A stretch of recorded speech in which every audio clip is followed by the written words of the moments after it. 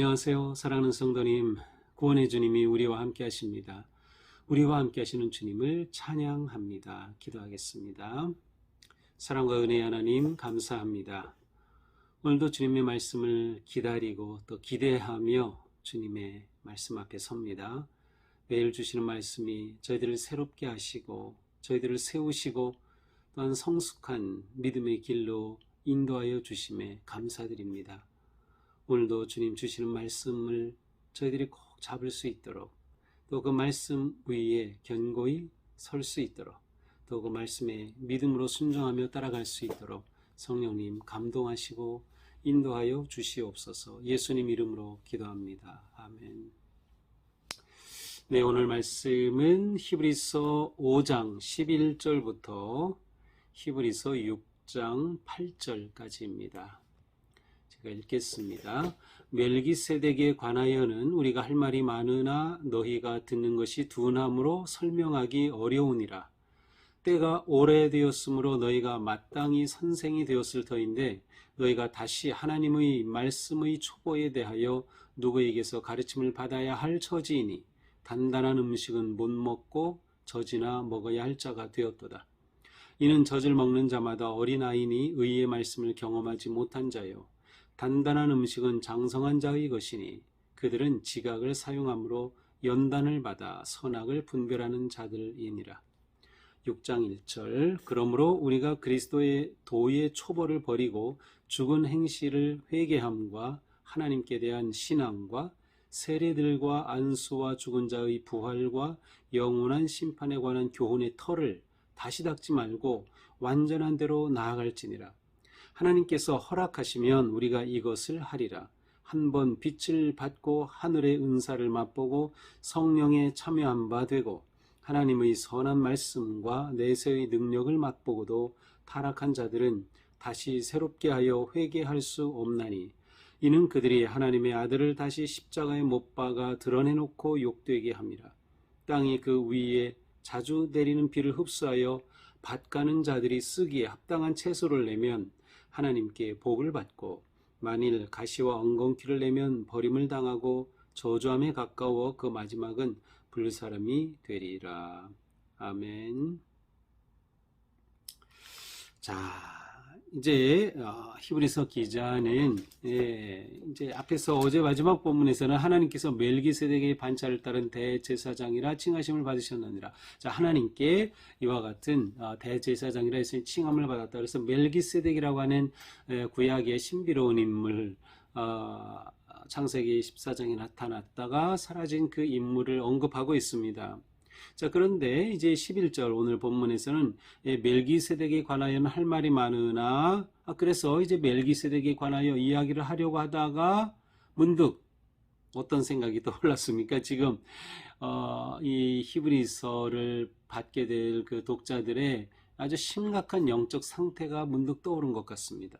그래서 멜기세덱에 관하여 할 말이 많으나 하고 말을 하려고 하다가 잠깐 멈추고 지금 심각한 문제를 먼저 다루려고 합니다. 그래서 이제 11절에서는 너희가 듣는 것이 둔함으로 설명하기 어렵다 이렇게 말씀하고 7장으로 가서 멜기세덱 이야기가 나와요. 그래서 이제 오늘 본문부터 또 내일 본문까지는 바로 7장 전까지 이렇게 멜기세덱에 관해 이야기하기 전에 끼어든 본문과 같은 그런 인상을 받게 됩니다. 자, 그러면 지금 무엇이 문제예요?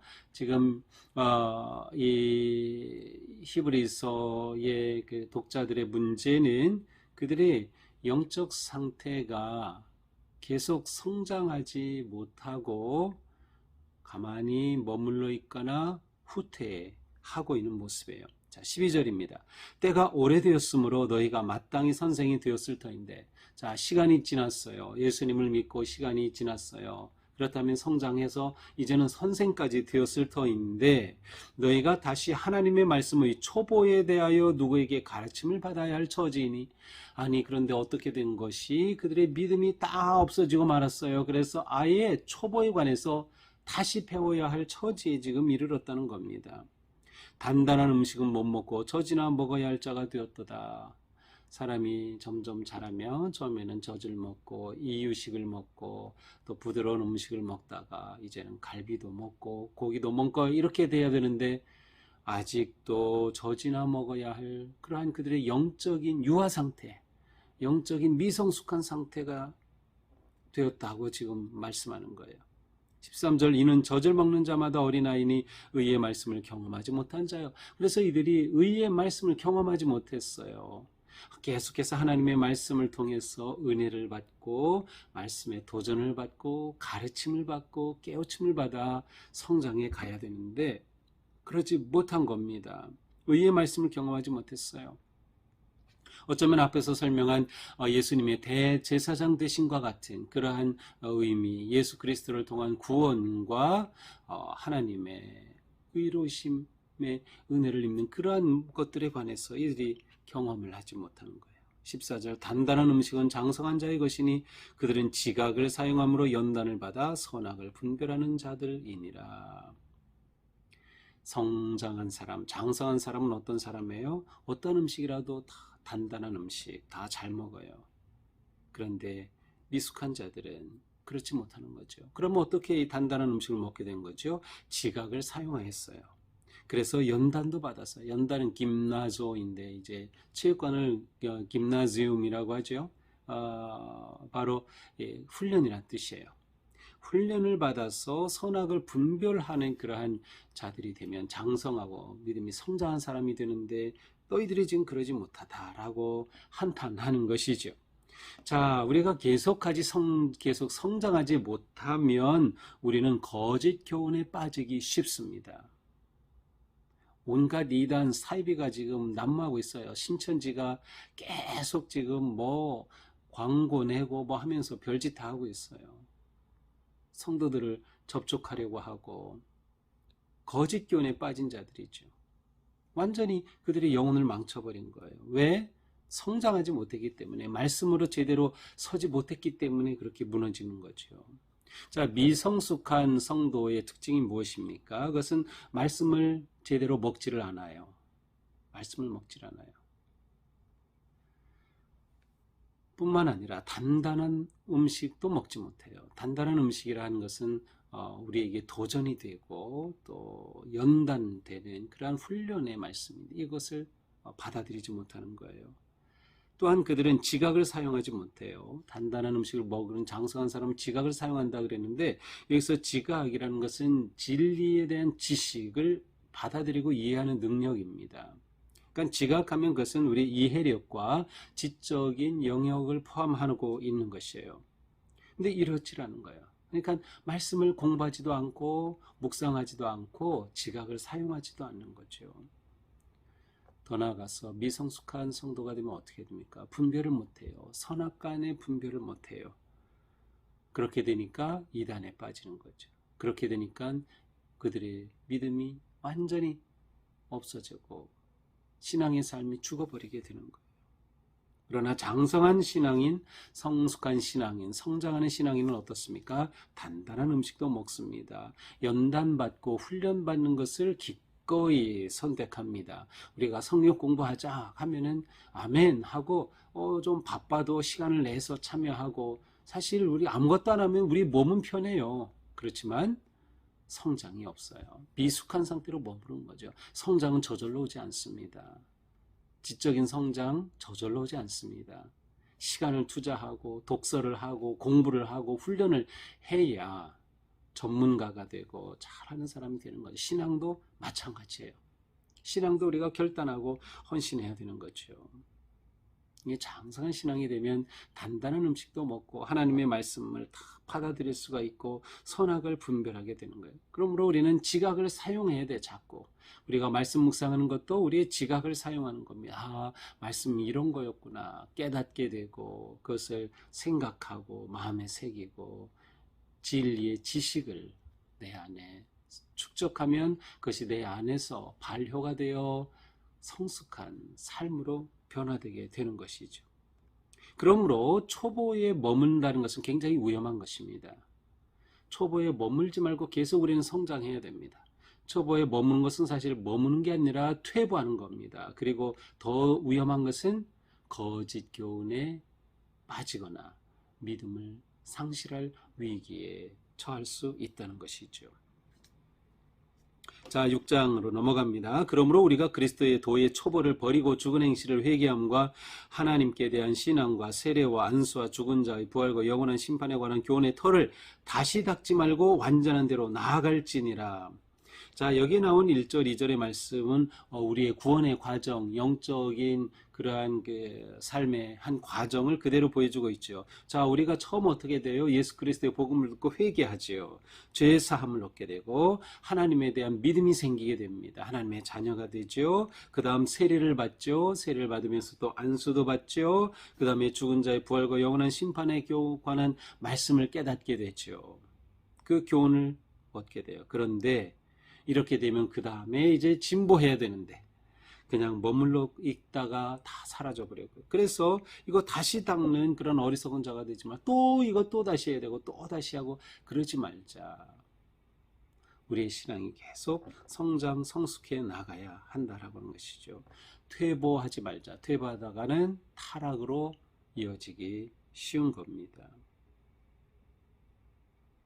3절입니다. 하나님께서 허락하시면 우리가 이것을 하리라. 자, 하나님께서 허락하시면 이라고 됐지만 여기에는 분명히 하나님이 허락하십니다. 무엇을? 이것이 무엇? 장성한 성숙한 성도가 되는 이것을 하나님께서는 우리에게 허락하여 주신다. 4절, 한번 빛을 받고 하늘의 은사를 맛보고 성령에 참여한 바 되고 하나님의 선한 말씀과 내세의 능력을 맛보고도 타락한 자들은 다시 새롭게 하여 회개할 수 없나니.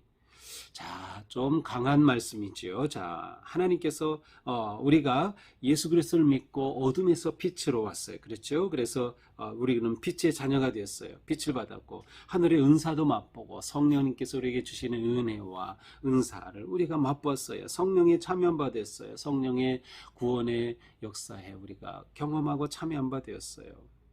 그리고 하나님의 선한 말씀, 그렇죠? 말씀의 그 달고 선한 그 말씀을 맛보고 내세의 미래의 천국의 소망도 우리가 바라보고 맛보았어요. 그런데 그러고도 타락한 자들이 나타났어요. 왜? 성장하지 않았기 때문에 타락했어요. 그래서 그러한 자들은 다시 회개할 수 없다. 이렇게 타락한 자들은 다시 돌이킬 수 없다는 거예요. 구원받지 못한다. 이거 큰일이네요. 정말 그런가요? 신천지에 빠진 사람들 구원받지 못하나요? 물론 그 자리에 머물렀으면 구원받지 못하죠. 그렇지만 그들에게 기회가 없는 것일까요? 자, 그런데 그 말 다음에 보니까 이는 그들이 하나님의 아들을 다시 십자가에 못 박아 드러내놓고 욕되게 함이라. 하나님의 아들을 십자가에 못 박아 드러내놓고 욕되게 함이라. 원래 예수 그리스도를 믿어 하나님의 아들 예수 그리스도 십자가의 능력을 받았는데, 그래서 구원받고 하나님의 자녀가 되었는데 성장하지 못하다 보니까 미혹을 받았어요. 거짓 가르침. 특별히 히브리서의 그 독자들의 문제는 다시 유대교로 돌아가려고 하는 그런 거짓의 가르침이 넘어가게 되는 거예요. 그렇게 되니까 어떻게 됐어요? 다시 십자가에 못 박아 드러내놓고 욕되게 됩니다. 예수 그리스도의 십자가 내 안에 있었는데 그것이 죽어버렸어요. 못 박아서 없었어요. 다시 그렇게 되어 그리스도를 욕되게 만드는 거죠. 그래서 이런 사람은 우리가 그들의 영혼을 위해 기도를 할 수 있지만, 그리고 하나님은 하실 수 있지만 그들 자신 스스로는 이미 그리스도를 거역하고 그리스도를 배반하고 있기 때문에 그들이 회개할 길이 없다, 이런 뜻이에요.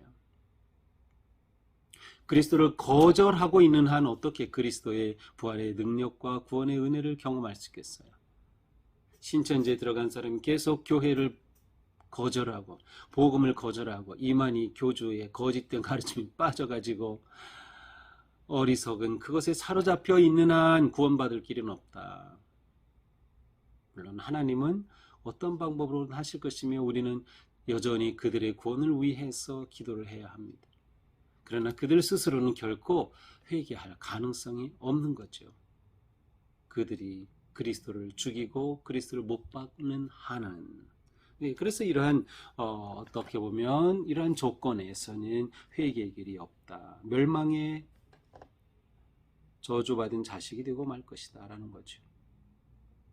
7절 땅이 위에 자주 내리는 비를 흡수하여 밭가는 자들이 쓰기 합당한 채소를 내면 하나님께 복을 받고 8절 만일 가시와 은공키를 내면 버림을 당하고 저점에 가까워 그 마지막은 불사름이 되랴. 그렇죠. 땅이 비를 내리고 비를 받아서 꽃이 피고 자라고 열매를 맺고 좋은 열매를 맺으면 하나님께 복을 받는 거예요. 합당한 열매를 맺으면. 그러나 열매가 없으면 어떻게 돼요? 마지막은 엉겅퀴처럼 불사름을 당한다.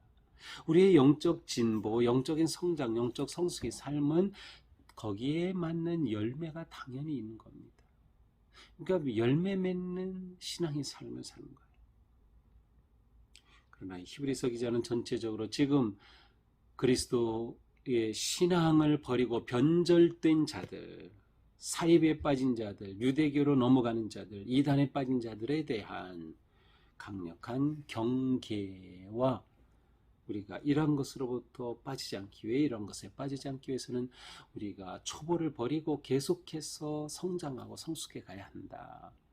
말씀 단단한 음식도 먹을 수 있고 훈련을 받아서 능히 사탄의 괴계를 물리치며 나아갈 수 있는 그러한 성도로 성장해야 함을 오늘 말씀을 통해 촉구하고 있습니다. 그렇습니다. 자, 오늘 말씀을 보면서 우리는 이렇게 영적인 성장과 진보, 성숙함이 없이 그대로 초보에 머물러 있다라고 하는 것은 얼마나 위험한 것인가 하는 것을 보게 됩니다.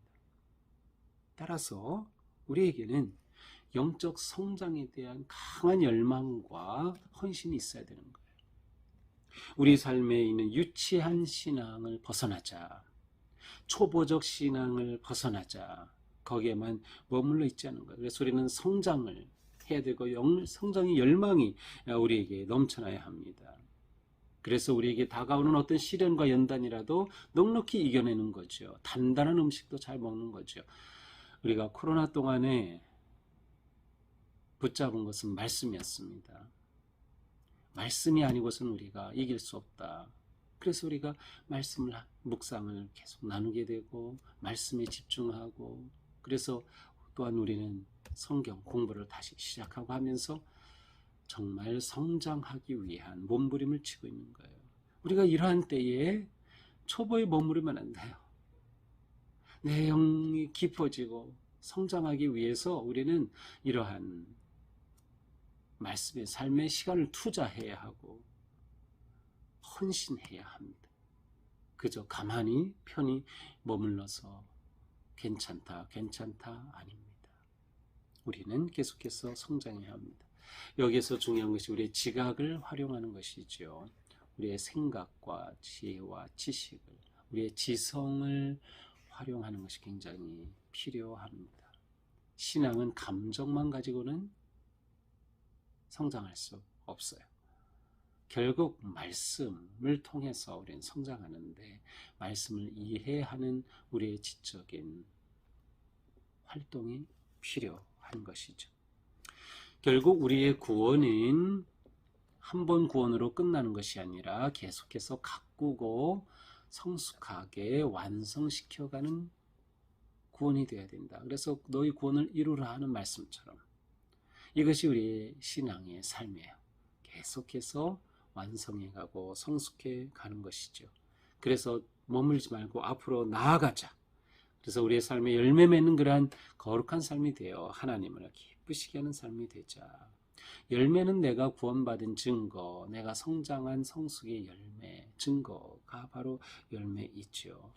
자, 우리는 지금처럼 그렇게 앞으로도 계속해서 말씀을 잘 먹자. 말씀을 내 삶에 적용하자. 그리고 말씀을 따라 우리의 삶이 세워져 가면 바로 예수님을 닮아가는 성숙한 그리스도인이 되어서 어떠한 단단한 음식이라도 잘 먹을 수 있으며 어떤 위기와 시련이라도 넉넉히 이겨내며 하나님을 기쁘시게 사람을 복되게 세상을 평화롭게 하는 진정한 성도의 삶에 승리하기를 주님의 이름으로 축복합니다. 기도하겠습니다. 주님 감사합니다. 오늘 말씀을 통해 우리가 영적으로 성장함이 얼마나 중요한지를 다시금 깨닫습니다.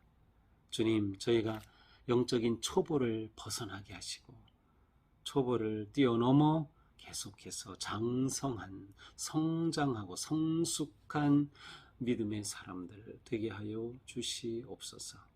말씀의 이 시간을 귀하게 여기며 놓치지 않게 하여 주시고 또 우리가 말씀을 읽고 묵상하고 암송하고 삶에 구체적으로 적용하는 그 삶 우리가 힘써 행할 수 있도록 성령님 저희들을 잡아주시고 인도하여 주시옵소서. 예수님 이름으로 기도합니다. 아멘. 네, 오늘도 주님의 은혜 안에서 우리의 삶이 이처럼 아름답게 성장해가는 멋진 삶 되기를 주님의 이름으로 축복합니다. 사랑합니다.